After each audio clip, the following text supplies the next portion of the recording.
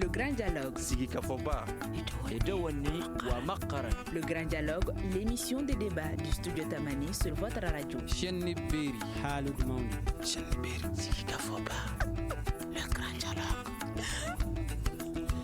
Médias et sécurité, faut-il diffuser des informations sensibles entre journalistes, forces de défense et de sécurité et la justice?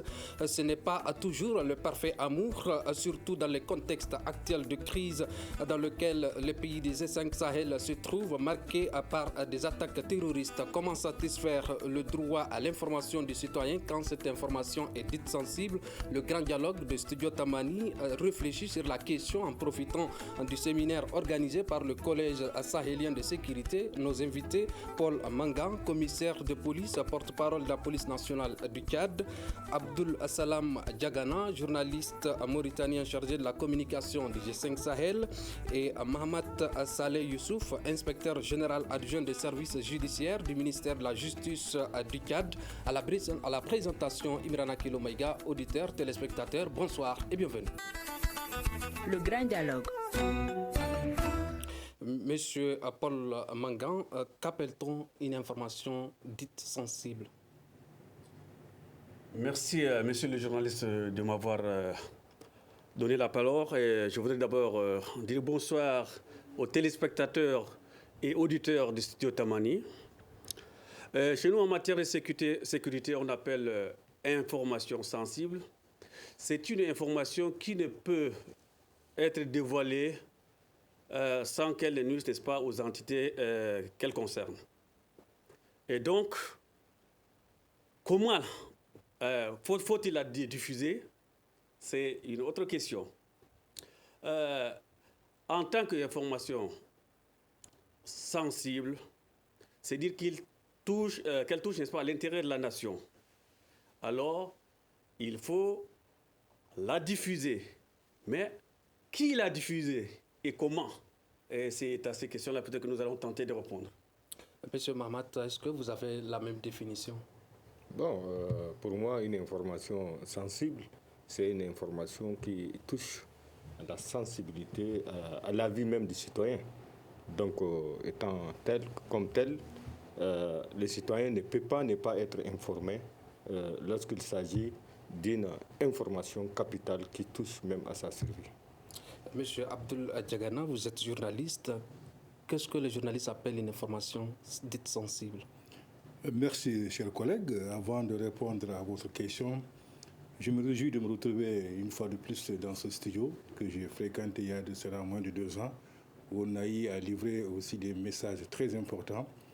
Je me souviens une fois quand je suis parti chez moi à Kaïdi, au sud de la Mauritanie, un ami malien de Caille, qui n'est plus de ce monde depuis quelques mois, m'a appelé pour me dire qu'il a suivi mon intervention ou mes interventions au studio Tamani. Donc c'est pour dire que vous faites un travail magnifique et que vous êtes suivi. Pour revenir à votre question, pour moi, la définition est simple. Une information sensible est une information qui sort de l'ordinaire, qui peut bouleverser l'ordre de nos pays, la situation de nos populations. Et donc, plus simplement, moi, je considère que toute information qui peut constituer une cause, une source de conflit, une cause de... Là, ce n'est pas seulement même dans le domaine de la sécurité, même dans le domaine de la santé. Aujourd'hui, nous sommes en train de vivre cette crise sanitaire qui est en train d'impacter nos pays. La façon de la dire, la façon de la lancer aux populations aussi, c'est une information sensible. Il faut savoir comment la manipuler. Certains pays n'ont pas voulu dire toute la vérité. C'est les modes de transmission, c'est les modes de contamination de nos pays. Ils ont voulu casser cette information qui est sensible et ça fait ce que ça fait dans certains de nos pays. Nous y reviendrons. Monsieur Paul, pourquoi la diffusion des informations par les médias dites sensibles pose problème? Oui, comme je l'ai dit tantôt, une information sensible, c'est une information qui peut être dévoilée sans qu'elle ne touche ou soit qu'elle nuise aux entités qu'elle concerne. Donc, pour la diffuser, il faut la voie la plus autorisée et que cette voie autorisée puisse cerner tous les contours et qu'elle ne puisse pas créer, n'est-ce pas, de la panique au sein de la population. C'est pourquoi je disais que quand il y a une information sensible, il faut savoir comment, n'est-ce pas, la diffuser. Donc, au niveau des forces de sécurité, de défense et de sécurité, qui sont, n'est-ce pas, sur tous les fronts, il y a lieu, n'est-ce pas, de donner à la population, soit de fournir à la population les informations nécessaires pour la mettre, n'est-ce pas, en confiance, qu'elle se sente en quiétude lorsque ces forces de défense mènent, par exemple, une opération ou font face à une situation. Vous avez dit tout à l'heure qu'une information sensible doit être diffusée par la voie la plus autorisée. Est-ce à dire que le média n'est pas une voie autorisée? C'est pas ce que j'ai dit. J'ai dit la voie autorisée, c'est du côté, n'est-ce pas, du gouvernement, de l'autorité en charge, n'est-ce pas, de la diffusion de l'information. Alors, c'est cette autorité qui est en charge, qui est appelée, n'est-ce pas, à donner la version réelle des faits à ces différents organes de presse, ou ce que nous appelons, qui sont représentés par les journalistes. Donc, il faut que le journaliste ait la version réelle des faits avant, n'est-ce pas, de diffuser une information quelconque dans le domaine sécuritaire, pour ne pas tomber dans ce que nous appelons la spéculation ou soit l'extrapolation.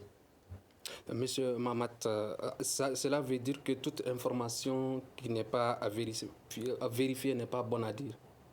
Bon, une information, quelle que soit la teneur, elle doit être révélée. Parce que les citoyens lambda veulent connaître ce qui se passe concrètement. Aujourd'hui, nous sommes dans un monde où il y a l'Internet, il y a ce qu'on appelle fake news. À chaque fois qu'un événement se produit, les citoyens reçoivent quelquefois de manière disparate, à travers les réseaux sociaux, des informations qui ne sont pas souvent fiables. Alors, aussi, il faut noter qu'aujourd'hui, chaque institution communique sur l'objet de sa mission. Par exemple, s'il y a une attaque terroriste, la première entité qui est devant la scène se trouve être les forces de défense et de sécurité. Au niveau de cette force de défense et de sécurité, il faut reconnaître qu'il y a un service de communication.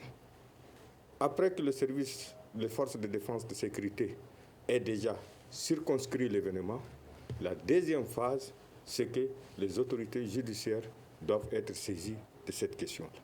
Une fois les autorités judiciaires saisies, à ce niveau aussi, il existe un acteur majeur qui se trouve être le procureur de la République, qui est en quelque sorte le représentant de la société et qui est le seul habilité à communiquer sur cet événement-là. Alors, compte tenu de la sensibilité de l'information, il n'y a que lui seul qui peut circonscrire et donner des informations qui sont de nature à ne pas entraver l'enquête judiciaire. Donc, ceci étant, la communication, elle s'est faite d'abord par principe, de manière disparate, par chacune des institutions en charge de la question. Maintenant, le grand public a besoin de connaître quelque chose qui ne peut pas être révélé dans un communiqué officiel. À ce moment-là, le journaliste qui est censé informer les citoyens doit s'adresser à la personne indiquée. Et c'est en s'adressant à la personne indiquée que les journalistes peuvent diffuser des informations qui peuvent être bénéfiques pour les citoyens. Si elle est mal interprétée, mal diffusée, c'est que cette information-là peut nuire plus qu'un événement en lui-même. L'information dite sensible est-elle différente de la censure? Bon, ce n'est pas qu'une censure. Une censure, cela veut dire qu'on refuse sciemment de révéler cette information. Par contre, une information, compte tenu de sa teneur, de sa sensibilité, elle peut être donnée par la personne qui maîtrise le mieux et qui circonscrit le mieux cette information-là. Et en ce sens, je voudrais un peu compléter le magistrat. Allez-y. Par exemple, quand nous parlons d'une attaque terroriste, au front, ce sont les forces de défense et de sécurité. C'est elles qui maîtrisent tout ce qui se passe. Pendant cette période, c'est elles qui sont, n'est-ce pas, habilitées à fournir les informations provisoires, soit les éléments d'appréciation du début de l'action avant qu'elle ne parvienne, n'est-ce pas, à d'autres sources. Est-ce qu'un journaliste peut être au terrain pendant les attaques?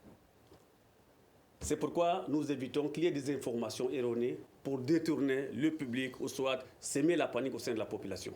Quelle doit être la posture d'un journaliste en période de conflit? La posture d'un journaliste en période de conflit exige d'abord le professionnalisme, le sérieux, et parce que ce sont des hommes, aussi des femmes qui sont au front, c'est l'état même qui est en jeu, qui est en question.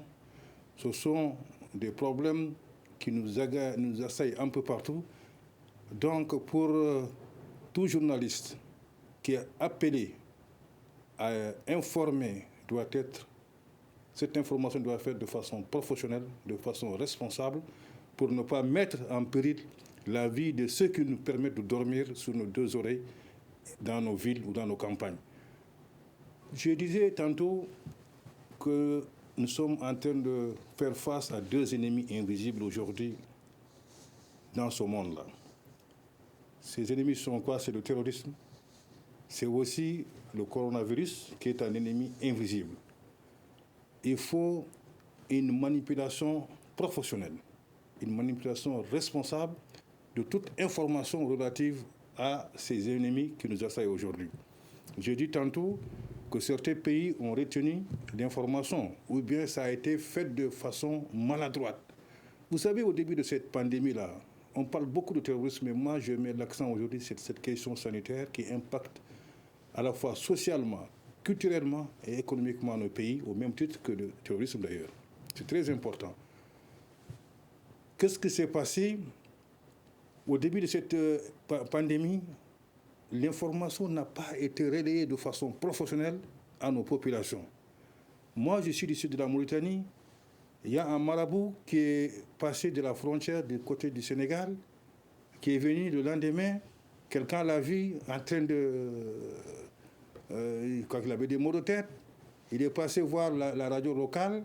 Il a dit que tel marabout est venu derrière du Sénégal.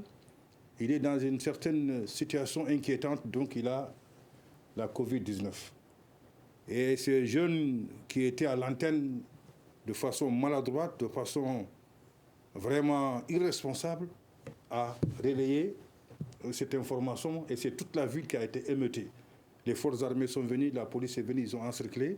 Et si c'était quelqu'un de responsable, quelqu'un de professionnel, il n'allait pas, il allait d'abord vérifier. Vérifier, aller à la source, aller voir ceux qui sont appelés à faire des tests, je veux parler le corps médical, pour prouver de quoi il s'agit et de façon vraiment normale, contacter cet homme pour savoir de ce qu'il en est exactement. Mais à la recherche freinée du scoop, de l'information, il a balancé cette information qui est sensible, au même titre des attaques terroristes, et ça a fait l'effet que ça fait. Tout un quartier, pendant une semaine, a été mis en quarantaine pour trouver des solutions à cette situation. Donc, toute information doit être relayée de façon professionnelle, de façon responsable, de façon sérieuse, pour ne pas créer des psychoses inutiles et qui vont constituer des freins pour nos sociétés de façon générale. Monsieur Paul Manga, selon vous, quel doit être le rôle d'un journaliste en période de crise?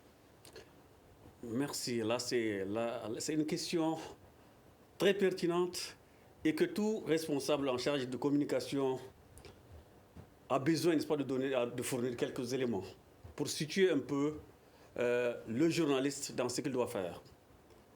Alors, en période de crise, le journaliste doit, n'est-ce pas, aller vers la bonne source, c'est-à-dire chercher la personne la mieux indiquée qui peut lui donner, n'est-ce pas, qui peut lui fournir les informations fiables.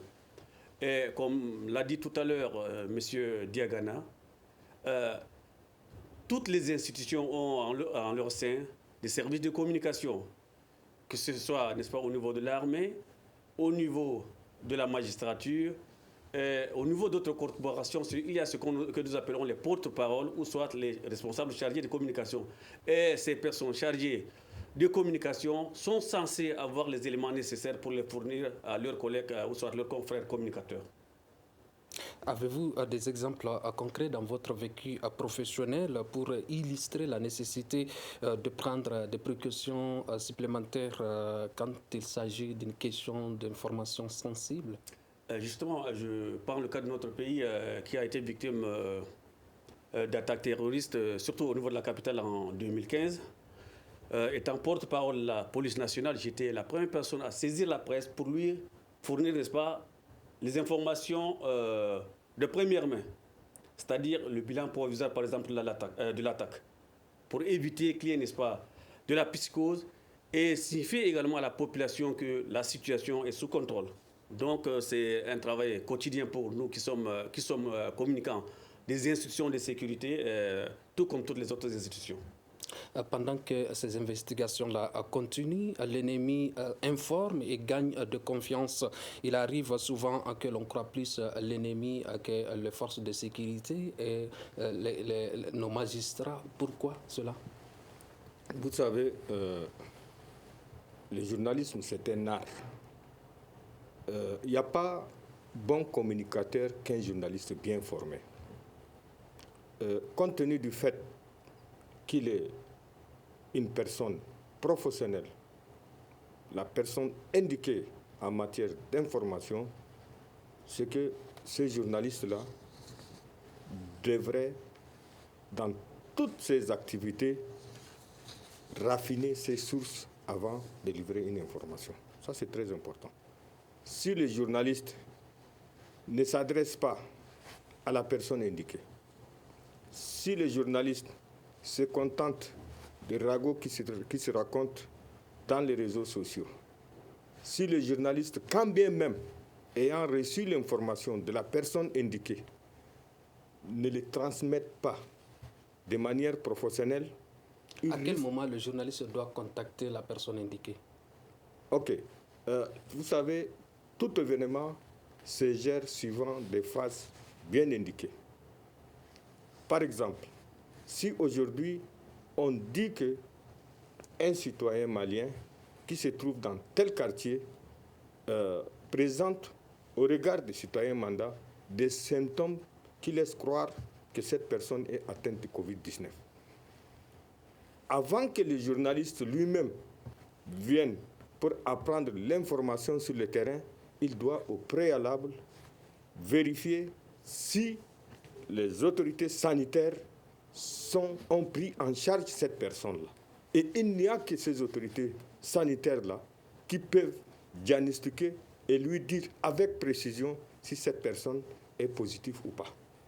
Mais si jamais, dès qu'il apprend l'information, il descend sur le terrain et il se contente de ce qui se raconte par la foule qui se trouve être un peu paniquée par la présence de cette personne suspecte d'être positive là, je crois que s'il livre une telle information, il ne donne pas la vraie information.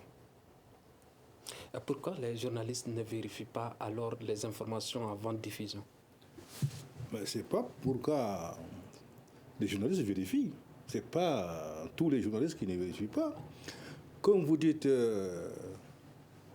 ces derniers temps, malheureusement, depuis les recyclations, depuis le sommet de la Baule, il y a eu ce problème de démocratisation, il y a eu aussi ce qu'on appelle les problèmes de recyclation économique dans le pays. Il faut faire ce lien, ce linking. Beaucoup de jeunes qui sont passés dans les facultés, qui sont passés dans d'autres écoles, n'ont pas trouvé preneur, n'ont pas trouvé de métier ailleurs, n'ont pas pu être insérés dans d'autres professions. Comme je le disais tantôt, avec la démocratisation qui est venue en Afrique, beaucoup de radios privées, beaucoup de télévisions privées, beaucoup de journaux privés. Il y a aussi ce que les réseaux sociaux sont venus. Beaucoup de gens qui n'ont pas pu s'insérer dans d'autres secteurs sont devenus journalistes par défaut. Malheureusement, cela a un impact terrible. Ils ne sont pas professionnels. Dès qu'il y a une information, c'est la rumeur. Ils se contentent de la rumeur pour les balancer sur la place publique. Si ces journalistes étaient formés, formés dans des écoles, comme toi, moi et d'autres, qui ont une certaine culture, un background culturel, qui ont cette certaine sensibilité, ils ne vont pas balancer n'importe quelle information sans pour autant la vérifier à la source. Est-ce que le journaliste doit voiler la vérité parce qu'on est en conflit? La vérité, quelle vérité? La vérité? Non, le problème se pose maintenant, on parle de questions sensibles. Une question sensible peut être vraie. Maintenant, il faut la vérifier. Nous, le problème n'est pas de ne pas dire ou de garder ou de faire la rétention de l'information. Le problème, avant de dire une information, il faut la vérifier, il faut aller aux sources. Il faut aller aux sources pour la diffuser. Mais quand tu as une information brute comme ça, selon la rumeur, selon dans des grains, et tu vas raconter, tu vas t'asseoir dans un studio où tu vas prendre ta plume, comme tout le monde est devenu journaliste, et tu la balances. Et tu sais maintenant, beaucoup de gens disent que je l'ai appris, je l'ai lu sur les réseaux sociaux, donc c'est vrai. Je l'ai appris à telle radio, c'est vrai. Non, il faut qu'il y ait la vérité. C'est pour ça qu'il y a certains médias se distinguent par leur capacité d'aller vérifier la source. Quand on ne vérifie pas la source, on dit du n'importe quoi. Et ça peut mettre en péril les relations entre les États, ça peut être en péril les relations entre les communautés. Avec ce que nous vivons aujourd'hui au Sahel, c'est dommage, il y a beaucoup peut-être de conflits communautaires qui sont nés de ces fausses informations qui n'ont pas été vérifiées. On a dit peut-être, M. Diagana, tu es Marca, ton cousin Marca a été lynché au marché de Medina Koura parce qu'il a dit tel à tel monsieur. Bon, sans vérification, moi je vois mon cousin Wolof là, je veux dire, yo, c'est toi qui as attaqué mon truc pour tel. Il faut que je parte d'abord vérifier. Sinon, c'est des choses qui peuvent mettre en péril les relations entre nos États. Il y a eu beaucoup de conflits interétatiques, il y a eu beaucoup de conflits intercommunautaires qui sont dus à la fausse manipulation des informations sensibles qui mettent en péril des années, des décennies de convivialité entre des peuples, entre des États. Donc, soyons prudents, soyons sérieux, soyons professionnels pour dire une information. Je crois que c'est très important. Vous voulez dire? Oui, moi je voudrais dire tout simplement qu'on ne demande pas aux journalistes de censurer l'information qu'ils détiennent. Cela veut dire quoi? Je donne un exemple très banal. Quelqu'un au sein d'une famille tombe malade. Il tombe carrément dans l'agonie. Les parents les transportent jusqu'à l'hôpital. Le médecin qui les consulte, qui fait son diagnostic, même s'il constate que cette personne-là a de maigres chances pour survivre, il ne dira jamais aux parents que votre parent-là, il lui reste quelques minutes pour mourir. Il ne le dira jamais. Ce n'est pas parce que lui, il n'a pas d'indice pour arriver à cette conclusion-là. Il ne le fera pas parce qu'en disant cela, il crée quelque chose au sein de la famille. Et il bouleverse cette famille-là. Au même titre que ce médecin, les journalistes, pour moi, comme je l'ai dit tantôt, c'est un homme de l'art. On ne lui refuse pas l'information. Il est un acteur clé qui a pour mission principale d'informer les citoyens sur les événements qui se produisent. Pour mieux informer ces citoyens-là, il a quand même quelques conditions ou quelques cheminements à faire. La première des choses, il va recueillir l'information auprès de ceux-là qui sont censés lui donner la bonne information. Ça, c'est un. Deuxièmement, une fois en possession de cette information, il saura comment transmettre cette information. C'est ça ce qui est important. Le journaliste ne peut pas être l'adversaire des forces de défense et de sécurité, ne peut pas être l'adversaire des autorités judiciaires. Les deux entités ont besoin des journalistes pour que ce qu'ils font comme travail puisse être bien compris de la part des citoyens. Voilà, il dit tout à l'heure que les médias, forces de sécurité et corps judiciaire sont des acteurs clés de l'information sécuritaire. Mais travailler ensemble pose problème. Je crois que là, c'est une appréhension. Comme je l'ai dit, je le dis souvent dans mes interventions, les différents acteurs sont complémentaires. l'agent de force de l'ordre a besoin du journaliste pour passer son message, tout comme il a besoin du magistrat pour la suite de l'enquête. Donc, comme l'a dit tout à l'heure M. Diagana, certains journalistes se trouvent dans le métier pas par conviction. Et ils oublient que, avant d'être journalistes, ils sont d'abord des citoyens. Et pour nous, force de l'ordre, nous les considérons comme des éclaireurs.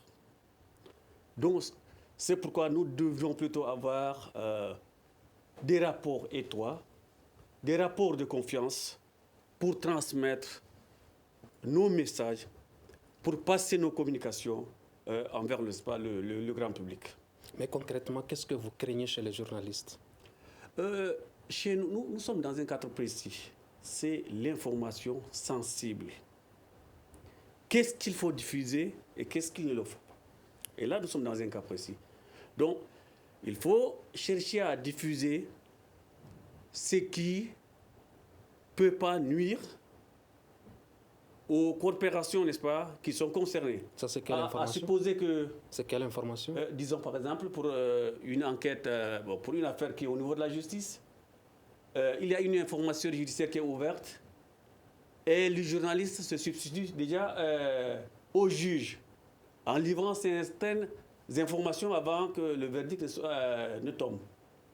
Et s'il reçoit l'information auprès des maisons judiciaires? Si la source, s'il obtient ça de la source, nous n'allons pas parler, n'est-ce pas, d'une anticipation sur la décision de justice ou encore d'entrave. Mais j'ai dit, c'est lorsque l'information judiciaire est ouverte. Donc c'est dire qu'elle n'a pas encore... Elle est ouverte. Je parle sous le contrôle du magistrat qui est à ma gauche et qui pourra me compléter valablement.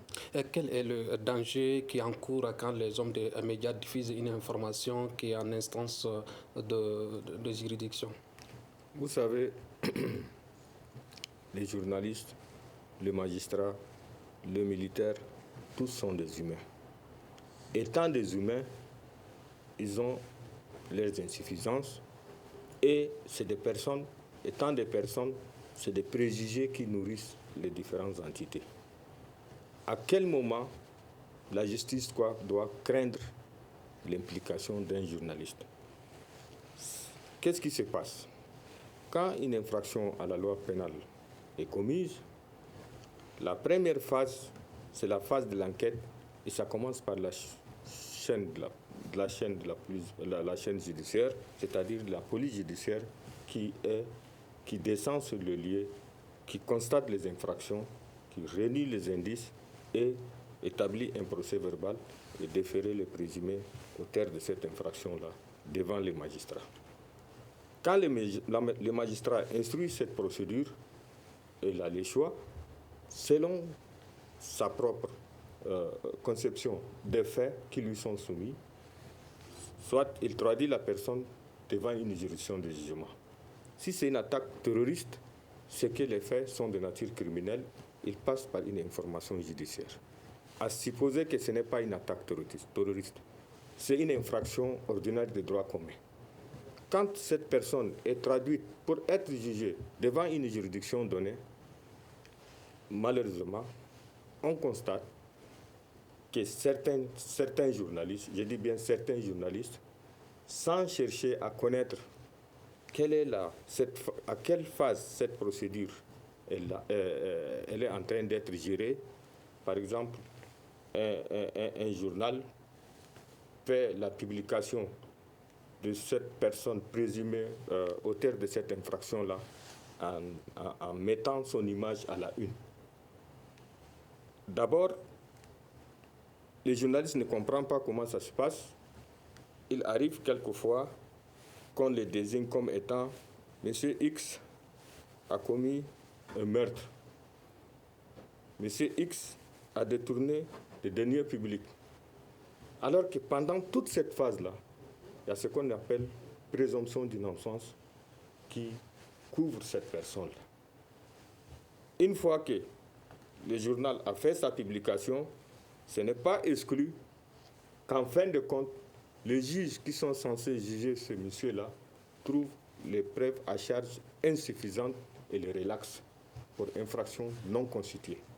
À partir de ce moment-là, ce monsieur qui s'est vu diffamé par ce journal en brandissant son image où des milliers de personnes ont payé ce journal et le lire, est en droit de se retourner contre ces journalistes-là pour le poursuivre pour diffamation.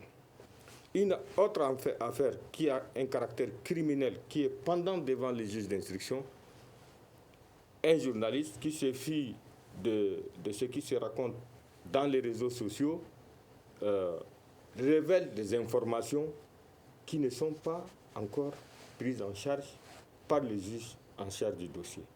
À partir de ce moment-là, si ce qu'il a écrit attire un peu l'attention du public, ça compromet la bonne conduite de cette enquête-là. Donc, le mieux... Comment? À supposer que, suivant les informations que le journaliste a publiées dans son journal, le journaliste déduit que, voilà, ce n'est pas 3 personnes, mais c'est plutôt 10 personnes qui ont participé à cette attaque. Alors que pendant toute la phase de l'enquête judiciaire, le juge n'a pu retenir que les 3 qui sont conduits devant lui. S'il y a des indices à l'égard de ces 3-là, le ministre n'a pas pu le juge n'a pas pu identifier formellement qu'il s'agit plutôt de 10 autres personnes, mais c'est les 3 personnes-là qui ont organisé cette attaque. À partir de ce moment-là, entre la décision du juge qui dit que cette attaque a été menée par 3 terroristes et le journaliste qui dit que c'est 10 terroristes, le citoyen est confus. Monsieur le journaliste, à quel moment les journalistes doivent-ils diffuser une information en instance judiciaire? D'abord, salue cette belle démonstration de Mohamed qui nous a même instruit, nous qui sommes ici en plein studio. À quel moment maintenant le journaliste doit, ça veut dire, diffuser une information en instance au moment judiciaire où il a toutes les preuves que ceux qui ont été incriminés sont prouvés, qu'il a des éléments d'appréciation. Nous sommes aujourd'hui dans un débat. La police a dû faire son enquête. La question a été transférée au niveau du parquet. Je crois que c'est comme ça. Je ne suis pas spécialiste en matière de justice. C'est une question au niveau du parquet. Et maintenant, tous les éléments d'appréciation qui incriminent l'affaire peuvent à présent être diffusés. Si c'est un meurtre, si c'est un assassinat, si c'est un viol, il faut avoir tous les éléments. Mais il ne faut pas diffuser une information si on n'a pas toutes ces preuves. Sinon, comme l'a dit tantôt le magistrat, ça peut faire le retour du bâton. Donc, vous avez diffamé quelqu'un, vous avez condamné quelqu'un sans avoir des preuves. Donc, toute information qui doit être publiée doit être vérifiée. Est-ce qu'elle est conforme à la vérité? Est-ce qu'elle est conforme à ce qui s'est passé? Ne pas se précipiter, comme on dit dans notre jargon, pour aller au scoop, pour dire que c'est journal X ou télévision X qui en premier a balancé cette information. Vous savez, il y a ce problème-là qui est en train de miner le journalisme aujourd'hui. C'est ce qu'on appelle la course au scoop. C'est cette course au scoop aujourd'hui qui fait que les gens balancent des informations, souvent même très sensibles, sans pour autant vérifier les sources, sans pour autant d'aller voir à qui de droit, c'est-à-dire à la police ou à la magistrature ou n'importe quel autre. J'ai dit souvent, je prends des exemples concrétisés pour donner je donne des exemples concrets. Certes, nous sommes dans les questions de sécurité aujourd'hui, nous discutons dans ces questions de sécurité. Il y a aussi l'information sensible n'est pas seulement liée à la sécurité. Elle peut être liée aux questions économiques, elle peut être liée aux questions culturelles, elle peut être liée aux questions sociales. Je prends un pays X qui a comme ressource principale le fer ou l'aluminium. Dans une discussion, la tonne qui se vendait à $20 ou à $50 par exemple, dans une discussion de la société, dans un conseil d'administration, il a été dit que compte tenu de la situation économique du monde de façon générale, que cette tonne va chuter à $5. Le journaliste qui était dans la salle, sans pour autant savoir pourquoi on va aller de 20 à $5, s'est précipité pour lancer ce scoop-là. attention, l'information est là, le prix du fer va chuter de 20 à 5 $. Il y a tout un tas de gens qui vivent autour de ce truc. Il y a les sociétés étrangères, il y a les travailleurs, il y a comment on appelle, les sous-traitants qui sont là. Et ça peut aller, il y aura peut-être des licenciements qui vont venir. Et donc, quand cette information a été balancée sans aucune preuve, mais ça fait une traînée de poudre, et le journaliste a été saisi, on lui a dit, où est-ce que vous avez pris cette information? D'accord. Où est-ce que vous avez pris cette information? Est-ce que les médias diffusent des informations susceptibles de perturber les opérations militaires? Certainement. Parfois, certains médias se substituent aux hommes sur le terrain. Et ils se permettent parfois de faire des directs. Et cela peut jouer sur les opérations que les forces de l'ordre de défense et de sécurité mettent sur le terrain. Et il y a des cas précis, même ici, dans votre pays, où il y a eu une fois un attentat et puis un organe de presse qui a voulu faire une transmission en direct. Et pourtant, il avait des responsables dans le lieu qui a été attaqué. Et que les terroristes ne le savaient pas. Et c'est déjà une indication. Donc, c'est là où la substitution, par rapport, n'est-ce pas, à certaines forces, crée plutôt... Son intention n'est-elle pas d'informer? Mais informer, mais il faut savoir bien informer. Allez-y. Oui, c'est aussi une exposition plutôt. vous savez, le journaliste ne compromet pas une enquête, n'entrave pas les actions de la force de forces de défense et de sécurité de manière délibérée. On ne dit pas que c'est délibérément qu'il entrave une enquête ou qu'il compromette une opération militaire qui se déroule. Moi, je sais une chose. Depuis l'instauration du pluralisme, il existe dans ces corps-là des gens qui ont été recrutés en qualité de simples speakers. Compte tenu de la pratique, il arrive à maîtriser, par exemple, l'art de présenter un journal.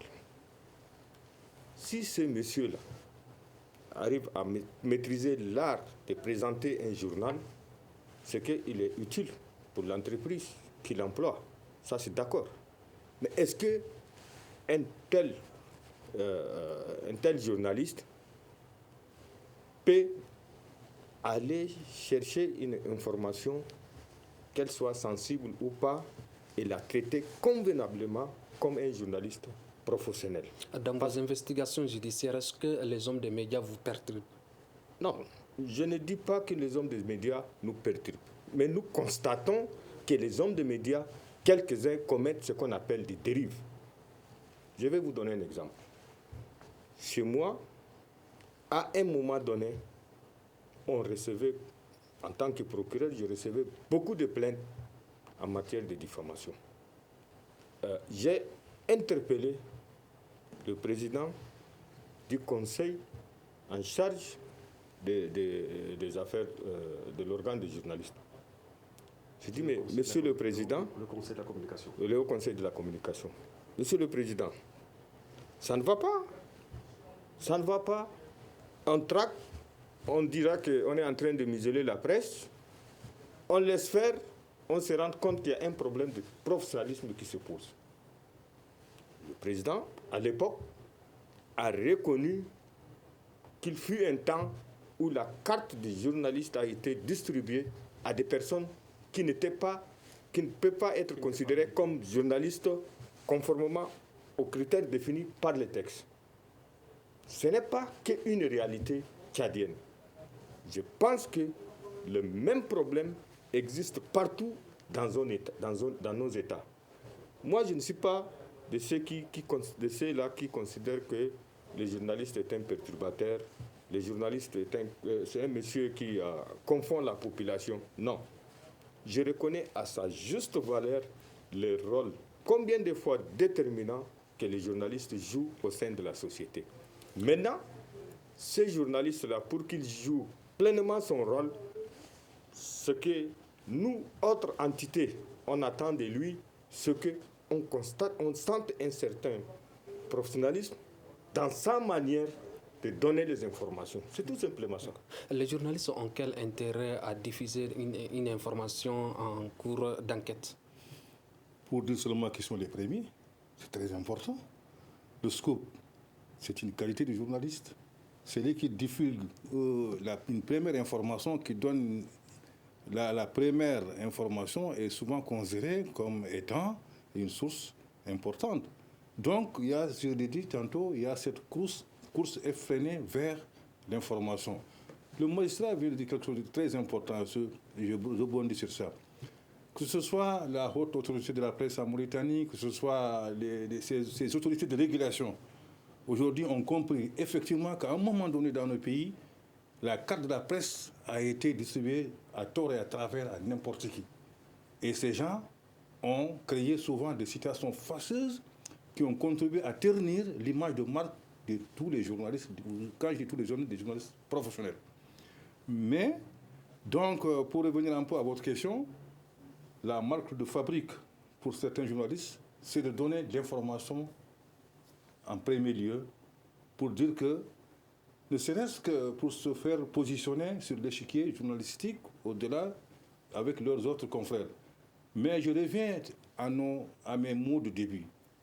Ces mots, c'est quoi? J'ai parlé de professionnalisme. C'est un critère important. Le journaliste professionnel ne va jamais se hasarder à se précipiter à donner de l'information sans avoir bien vérifié ses sources, sans avoir su la véracité de cette information. Donc cela requiert le professionnalisme, cela requiert le sérieux, cela requiert une question de déontologie et d'équité. Ça, c'est très important et il faut le souligner. Monsieur Diagana parle de professionnalisme. L'une des qualités des forces armées et de sécurité, c'est aussi le professionnalisme, notamment le respect des droits de l'homme. Est-ce que les forces de défense respectent cet aspect? Le professionnalisme est fondamental dans tout domaine. Et comme toute corporation, les forces de défense ont ce qu'on appelle le code de déontologie qui les régisse et qu'elles sont tenues de les respecter.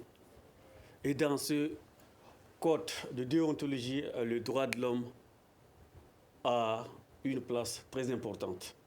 Et comme je le disais tout à l'heure, ce qui, pour certains, a qualifié par exemple des journalistes comme des bavards, c'est plutôt la méconnaissance du champ d'action d'autrui.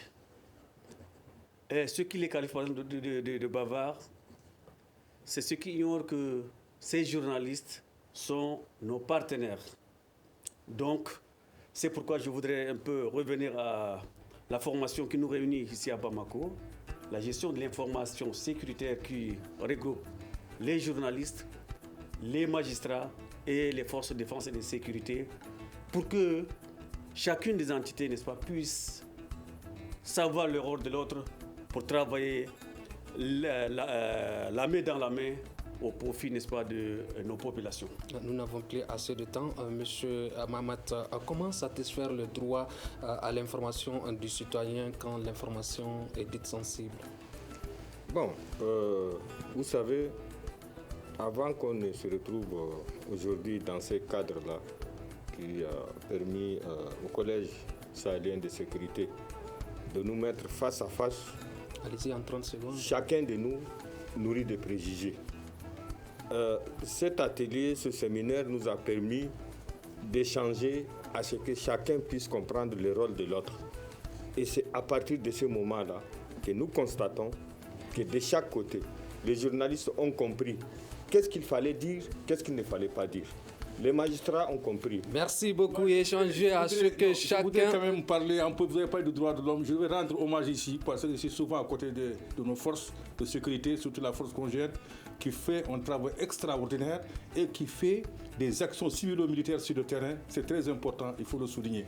Nous terminons avec les mots de M. Mahamat Saleh. Il disait tout à l'heure, échanger à ce que chacun comprenne ce qui se passe. C'est ce qui met fin à ce grand dialogue. Merci de l'avoir suivi. Nous étions avec Paul Mangan, commissaire de police, porte-parole de la police nationale du Tchad, Abdul Salam Diagana, journaliste mauritanien chargé de la communication du G5 Sahel, Mohamed Saleh Youssouf, inspecteur directeur général adjoint des services judiciaires du ministère de la Justice du Tchad. Au micro, vous avez Imrana Kilomaïga, à la coordination Mohamedou Touré. Merci de l'avoir suivi et à demain.